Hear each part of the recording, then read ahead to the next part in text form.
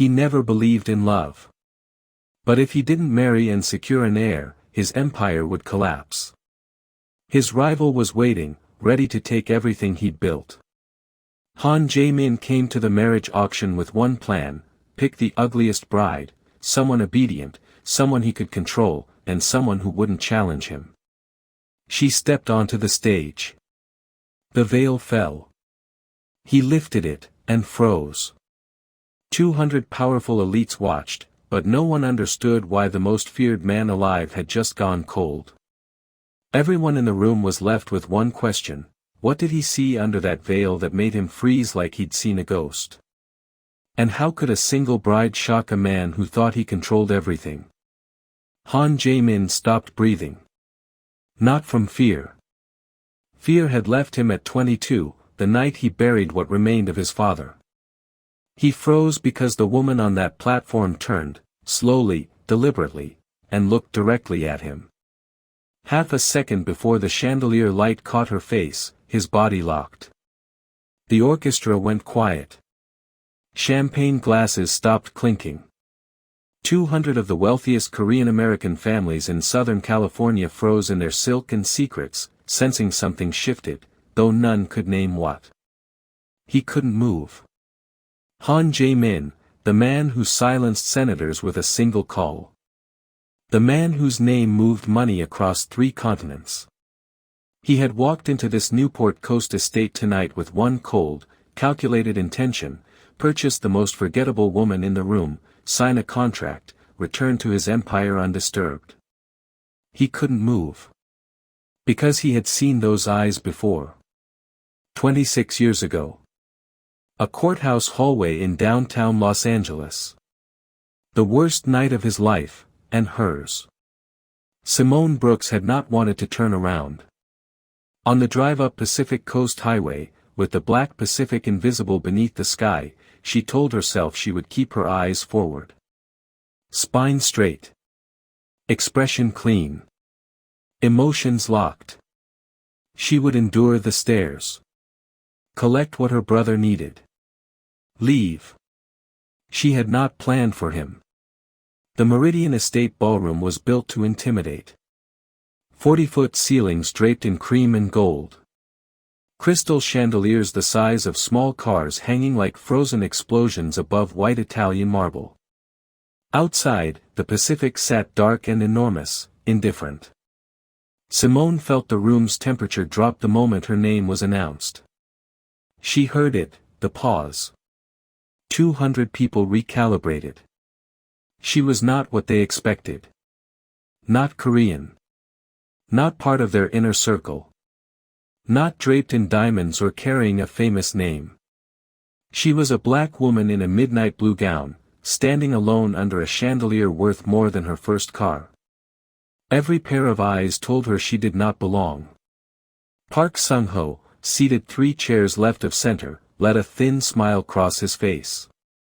He leaned toward the man beside him, said something low. A few heads turned. Someone coughed, the kind of cough that isn't really a cough. Simone kept walking. She reached the platform. 4 women had stood there before, smiling, performing eligibility. She did not smile. She scanned the room like a jury box, reading faces, mapping exits, calculating enemies. Then she found him. He sat apart. Space formed around him like it does around dangerous things. Broad shoulders. Dark tuxedo. Salt and pepper hair. Eyes black and still, fixed on her like she was a document he had to authenticate. He looked shaken. Simone's breath caught. She knew that face. Not from a photo. Not from the news. From a hallway. Courthouse. Downtown Los Angeles.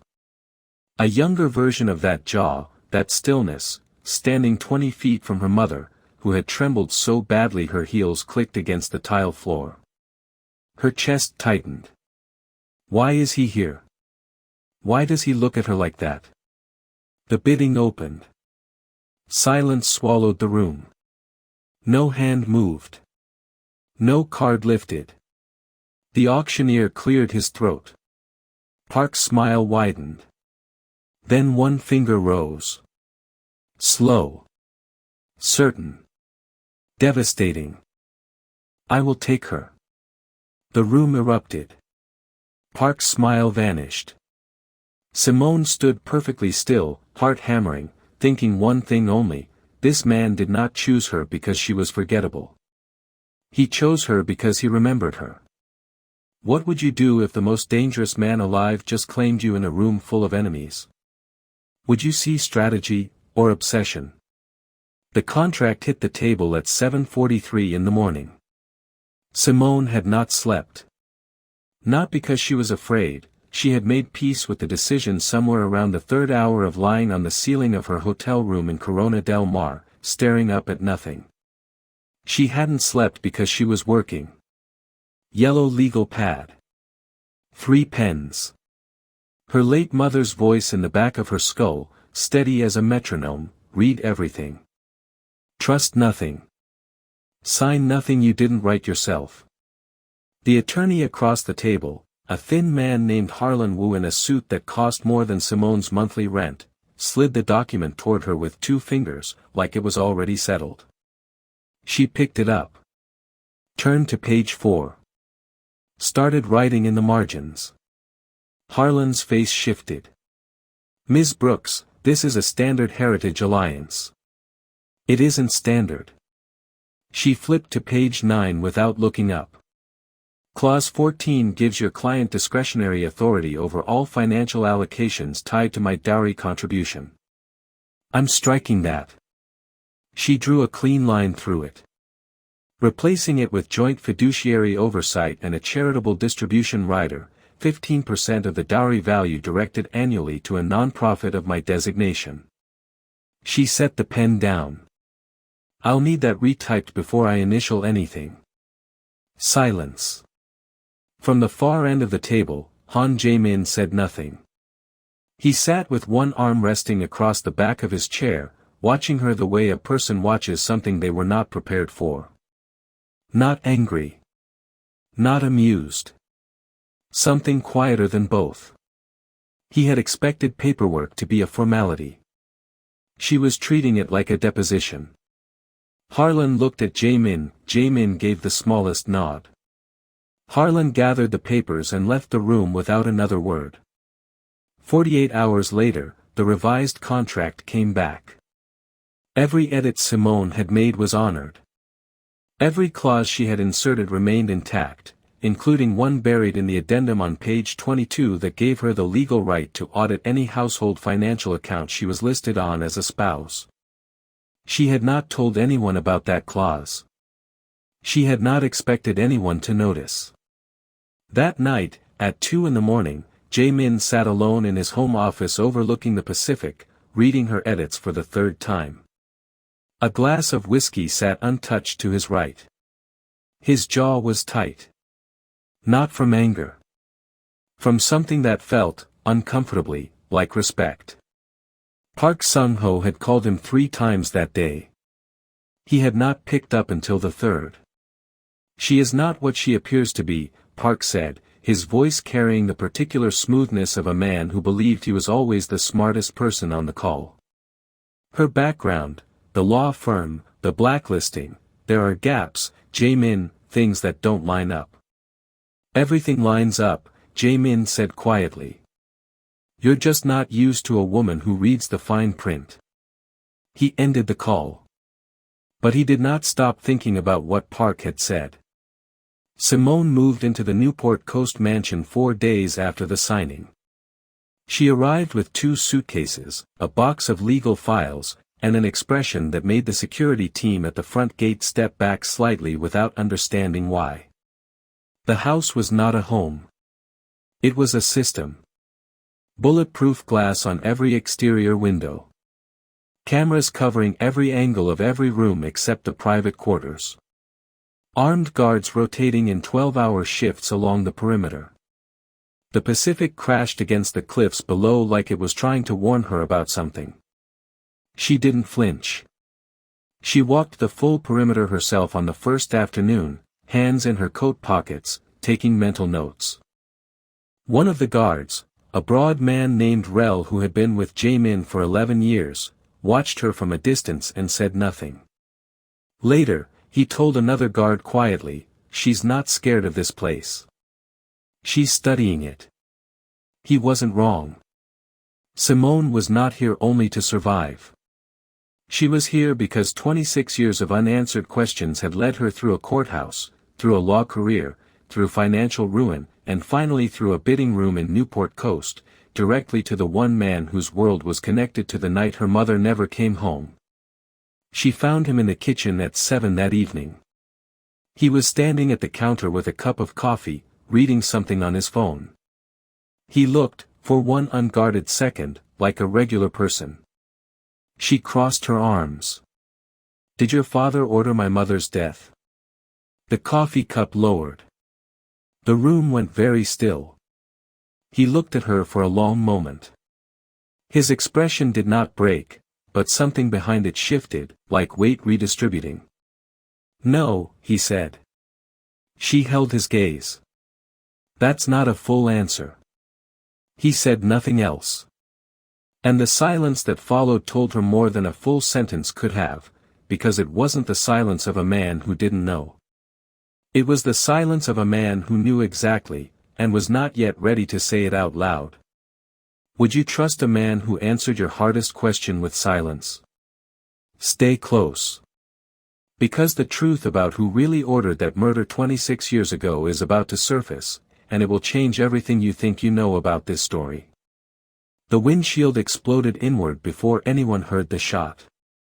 Simone felt the impact in her teeth, a concussive slam that threw her hard against the armored door before her brain had even registered what was happening. The SUV lurched violently left. Tires screamed against asphalt. Outside, the Pacific Coast Highway blurred into a streak of black and white, and then another impact hit, this time from behind, a second vehicle driving them toward the guardrail at full speed. Her ears were ringing. Something warm was running down her left temple. The convoy had been 3 vehicles. Clean formation. Evening run from a private meeting in Laguna Beach back to Newport Coast, 30 minutes, a route Jaemin's security team used twice a week. Someone had known that. The front vehicle was already sideways across the highway, steam rising from its hood. The rear vehicle had stopped moving entirely. Simone's SUV, the middle car, took another hit on the passenger side, and this time glass rained across her lap like ice. She grabbed the door handle on instinct. Jaemin's hand caught her wrist. Down. One word. No panic in it. Gunfire cracked from outside, close, sharp, not random. These were not warning shots. The attackers knew what they were doing, and they were doing it fast.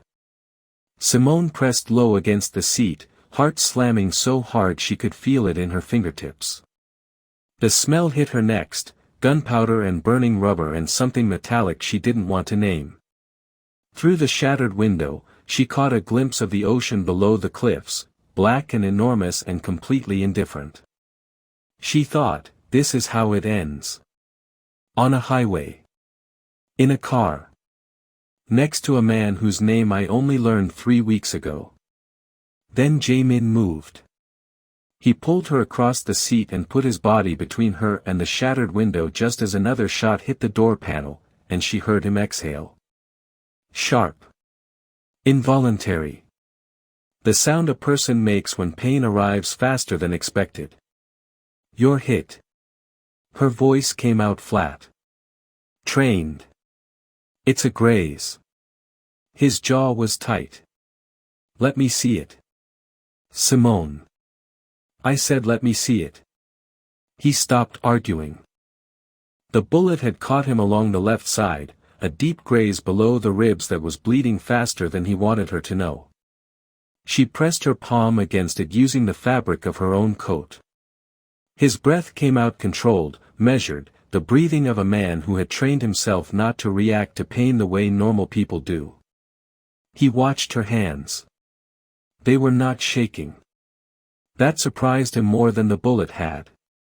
Outside, his security team was returning fire. The exchange lasted 40 seconds, it felt like 40 minutes, and then tires screamed north on the highway and the shooting stopped. Silence dropped over the scene like a curtain. Distant sirens began to build somewhere toward Laguna. Simone kept pressure on his wound. She didn't speak. Neither did he. The only sound was the ocean, the fading sirens, and both of them breathing. After a long moment, he said it quietly, almost to himself. "You are not collateral." She looked up at him. His eyes were steady, darker than the water below the cliffs, and something in them had shifted, not softened exactly, but opened. Like a room that had been locked for a long time and someone had finally turned the key. She didn't respond. She just held the pressure and held his gaze and didn't look away. Later, inside the mansion, wound cleaned, stitched by a private physician who asked no questions, Rel placed a photograph on the table in front of Jaemin. A partial plate number. A phone signal traced to a burner. 2 guard rotations leaked in the 4 days before the attack. Inside information. The route. The timing. The vehicle order. Someone close had talked. Rel said Park Sung-ho's name quietly. Once. Jaemin stared at the photograph for a long time. He didn't raise his voice. He didn't pound the table. He simply said, "Say nothing publicly. Handle it quietly." Rel nodded and left the room. Simone stood in the doorway. She had heard everything. She watched Jaemin sit alone at that table, the lamp casting a long shadow behind him, his hand resting flat against the photograph, and she thought about the fact that he had taken a bullet meant for her. A man who barely knew her name 3 weeks ago.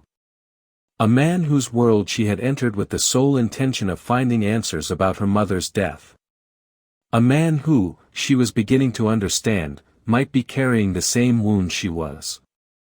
But the question that kept circling, refusing to land, if Park had orchestrated tonight's attack, why target her? She had only just arrived in this world. She had no power here. No history. Unless someone already knew why she had really come. If he hadn't shielded her tonight, this story ends here. No chapter 4. No answers. No justice. Don't miss the moment everything changes. Subscribe now, because what gets uncovered next will make tonight look like a warning shot. And if you're not subscribing yet, drop a comment and tell me why, because I genuinely want to know what's holding you back. The signature stopped her cold. Simone had been at the desk in the mansion's private study for 4 hours straight, laptop open, 3 separate encrypted financial databases pulled up side by side, a yellow legal pad covered in handwritten notes beside her coffee cup that had gone cold an hour ago. She had been tracing shell corporations the way she once traced money through corrupt law firm accounts back in Atlanta. Patient. Methodical. One thread at a time. The thread had led her somewhere she was not prepared for. The corporation was registered in Delaware, a state where anonymity was cheap and questions were discouraged. On paper it was a real estate holding group with modest filings going back 28 years. Nothing unusual. Nothing that would make an auditor blink twice. But the Delaware registration connected to a secondary LLC in Nevada. And that Nevada entity had made 3 wire transfers in a single week, 26 years ago, 1 month before her mother testified in that downtown Los Angeles courthouse. 2 of the transfers were operational expenses. Standard formatting. Forgettable. The third was not. It was labeled simply, resolution fee. Simone's hand went still on the mouse. She had seen that language before. Not in a financial document. In a handwritten note her aunt had kept folded inside a Bible for 2 decades, a note that had arrived at their house 3 days before her mother died. Her aunt had never explained it. Had only told Simone, once, when Simone was grown and asking hard questions, there are men who use clean words for dirty things. She pulled the signatory record. The name at the bottom of the authorization was not Han Jae-min's father. It was Park Sung-ho. The room tilted slightly. Not physically, but the way reality tilts when something you have believed for years turns out to be the wrong shape entirely. Simone sat back in the chair. She looked at the screen for a long time without moving. Her throat tightened. Her eyes burned, not from crying. From the specific, devastating effort of not crying when everything inside you is collapsing. 26 years of grief. 26 years of quiet rage aimed at a family she had assumed was responsible. 26 years of believing that Korean organized crime, Jae-min's world, his blood, had silenced her mother. Park had done it. Park had ordered the resolution. Park had cleared the witness. Park had dissolved the case, seized influence inside the syndicate while suspicion fell on Jae-min's father, and then, 2 years later, when Jae-min's father was killed in that parking garage off Wilshire Boulevard, Park had stepped into the vacuum without a single person connecting the two events. He had killed her mother to protect his own position. He had killed Jae-min's father to expand it. One man. Two families. A quarter-century of damage. She printed the documents. Every page. She stacked them clean and carried them down the hall. Jae-min was in the main room, standing at the window with a glass of water, watching the Pacific the way he often did late at night, like the ocean owed him something and he was still waiting on payment. He turned when he heard her footsteps. She set the documents on the table in front of him without a word. He read. She watched his face. His expression did not shatter. Men like Jae-min did not shatter in front of other people. But something behind his eyes, some tightly held, deeply buried thing, moved. His jaw tightened. His breathing slowed to that controlled, deliberate pace she had learned meant he was containing something enormous. He reached the third page. His hand pressed flat against it. He killed your mother, she said quietly. Jae-min looked up. His voice came out low. Almost a whisper. And my father. Neither of them spoke for a long moment. The ocean moved outside. The house held its breath. They were not allies by contract anymore. They were not strangers bound by a strange transaction. They were two people standing on opposite sides of the same wound, and the wound had the same name. I want to expose him publicly, Simone said. The gala in downtown Los Angeles next week. Political donors, executives, every power broker in his circle will be in that room. We take the floor. We present everything. In front of all of them. Jae-min's eyes sharpened. That fractures the syndicate. Yes. It puts both of us in direct danger. We're already in danger. He studied her. The lamplight caught the angle of her face, steady, certain, unyielding. Not reckless. Decided. He said nothing. He walked back to the window. And that silence was its own kind of answer, because Jae-min had spent his entire life choosing control. Choosing strategy over emotion. Choosing the empire over everything else. But for the first time in 26 years, control and justice were pointing in opposite directions. Some people would burn the empire down for the truth. Others would bury the truth to protect the empire. Which one would you choose? Drop your answer in the comments, because only subscribers will see what Jae-min decides to do when that gala night arrives. Park Sung-ho was already at the podium when Simone walked in. The Meridian Ballroom in downtown Los Angeles was filled to capacity, 300 guests, crystal glassware, black tie everything. The Korean American Business Coalition's annual charity gala. Politicians who ran Sacramento. Tech founders who owned blocks of Austin and Seattle. Investors whose names appeared on buildings in Century City and Brentwood. This was Park's room. He had spent 30 years building it, funding it, and positioning himself at its center. He stood at the podium with the easy confidence of a man who believed the evening was already decided. He had not seen Simone yet. She moved along the left side of the ballroom in a deep burgundy gown, her natural hair pinned back, a slim leather portfolio tucked under one arm. She did not look left or right. She moved like she had a destination, because she did. Jaemin entered from the east corridor exactly 4 minutes after her. He wore a black suit. No tie. He exchanged brief nods with two men near the bar, then positioned himself 12 feet from the stage, hands loose at his sides, watching Park the way a person watches something they have already decided to end. Park was midway through his opening remarks, generous language about community investment, about legacy, about his vision for the coalition's next decade, when Simone reached the event coordinator near the stage steps. She said 3 words. "I need the microphone." The coordinator blinked. "Ma'am, we have a program."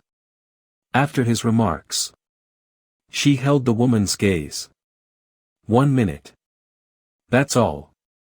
Something in her tone, not loud, not aggressive, just absolutely immovable, made the coordinator step aside. Park finished to applause. He smiled, the kind of smile built from years of practice. He was stepping back from the podium when Simone stepped forward. The room stirred. He saw her. His smile didn't disappear, it recalibrated. He moved to the side with the relaxed grace of a man who believed he could manage any situation. Simone set the portfolio on the podium. She looked out at the room. Calm hands.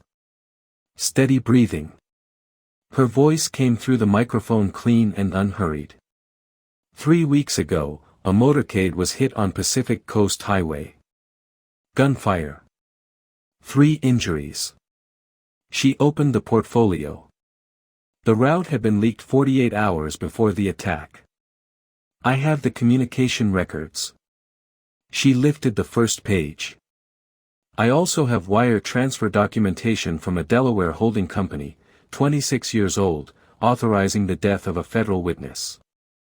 A woman named Claudette Brooks." She paused. "My mother." The room went very quiet. The authorization signature belongs to the man who just stood at this podium. She turned and looked directly at Park. The same signature appears on the financial records that funded last month's attack on Pacific Coast Highway. For 2 full seconds, Park did not move. He stood with his champagne glass angled in one hand, his expression cycling through options, denial, outrage, control, and landing on none of them convincingly. Then he moved toward her. Fast. Direct. The practiced composure gone. He crossed 6 feet before Jaemin stepped in front of him. No raised voice. No visible threat. Just a man standing between Park and the woman at the podium, feet planted, eyes level, expression carved from something that did not bend. "You betrayed blood," Jaemin said. Soft. Final. The way verdicts sound when there is no appeal. Park's mouth opened. Nothing useful came out. 2 men appeared at Park's shoulders, men the room had assumed were coalition security. They were not coalition security.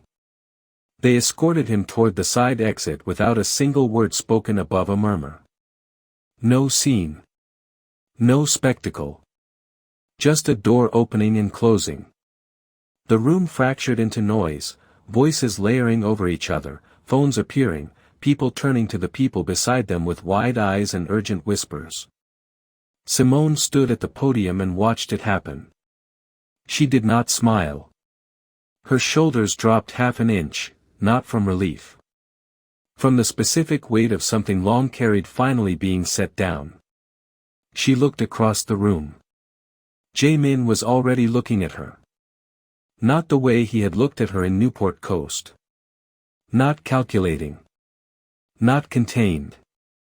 Something older than strategy was in his expression now, something worn through to its real shape by the kind of night that strips everything unnecessary away. It was not victory on his face. It was the beginning of something neither of them had a word for yet. The war was over in public. The room had witnessed it. The documents were already being photographed, forwarded, discussed in real time across every table in that ballroom. But standing in that room, watching Jae-min turn quietly toward the exit, Simone understood something that the documents hadn't told her. Winning and healing are not the same thing. And the cost of tonight, what it had taken from both of them to reach this moment, had not finished being counted yet. Was what happened tonight justice, or calculated destruction? Drop your honest take in the comments. If you've ever watched power mistake itself for permanence, you already know how this feels. Subscribe and turn on notifications, because the next story on this channel will hit just as hard, and you don't want to be the last one in the room to know what happens next. 3 months after the gala, the name Park Sung-ho had vanished from every document, every board seat, every coalition membership that had carried it. In their world, that kind of disappearance was not absence. It was a verdict. The kind that left no room for appeal and no forwarding address. The syndicate did not collapse.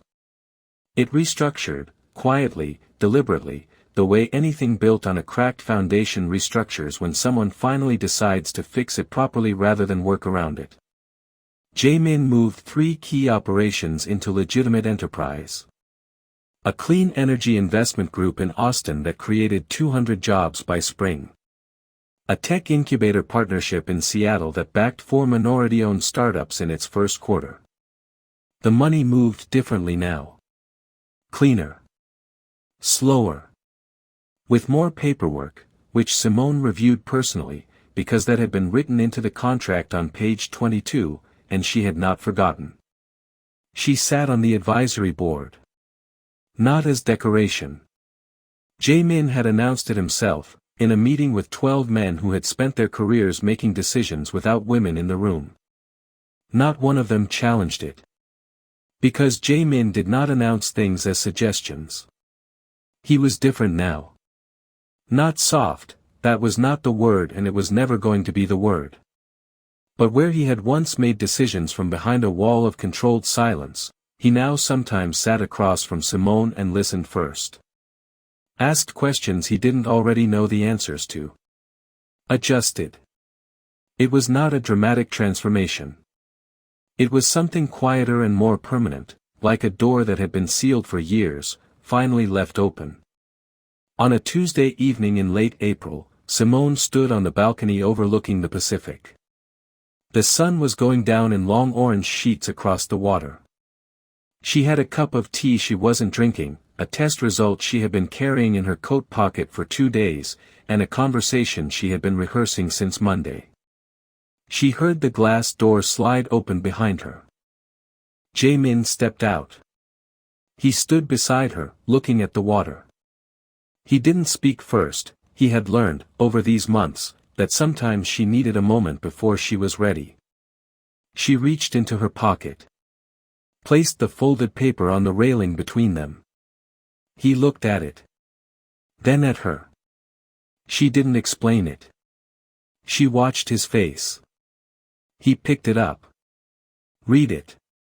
Read it again. The Pacific kept moving below the cliffs, indifferent as always, enormous as always. A seagull crossed the darkening sky somewhere to the left. Jae-min, who had built an empire with controlled hands, who had made men twice his size go quiet with a single look, who had buried his father and his grief and his capacity for softness all in the same decade, lowered himself to one knee on the balcony floor. He was not proposing. The contract had already made them legal. He was not performing. There was no one watching. He simply could not stand up anymore under the weight of what he felt. His head dropped. One hand pressed against the balcony rail for steadiness. He breathed, rough, uneven, nothing like the measured breathing she had come to associate with him. Simone looked down at him for a long moment. Then she rested her hand on the back of his head. Light. Steady. He had built his life believing love was leverage, a weakness to be avoided, a door that let danger in. He had been right, in the way that a person is right about fire being dangerous while still needing warmth to survive. Love had not weakened him. It had required him to become someone worth the inheritance he was about to leave behind. That night, after the balcony and the silence and the dinner neither of them could fully eat, Rel appeared at the study door with a tablet and an expression that was carefully composed, which Simone had learned meant the news was not simple. Unusual financial movement. Offshore accounts. A routing pattern that matched structures they had seen before, but the originating name was new. Unknown. Connected to an address in Seoul that tied to no public record. Someone new was watching. Someone who had been watching, Rel believed, for longer than any of them knew. Jae-min took the tablet. Read the report. Said nothing for a full minute. Then he looked at Simone across the room. She already had her legal pad. Already had her pen uncapped. Ready. In a world built on blood, can love end the cycle, or has it only just begun? If this story reached you tonight, don't let the next one pass you by. Subscribe to this channel and turn on notifications. Every story here is built to make you feel something real, think something new, and leave you with something worth carrying. Share this with someone who loves a story that goes all the way. Drop a comment and tell us, would you have chosen power, or love? And if you're still on the fence about subscribing, tell me why. Your voice matters here, and so does your story.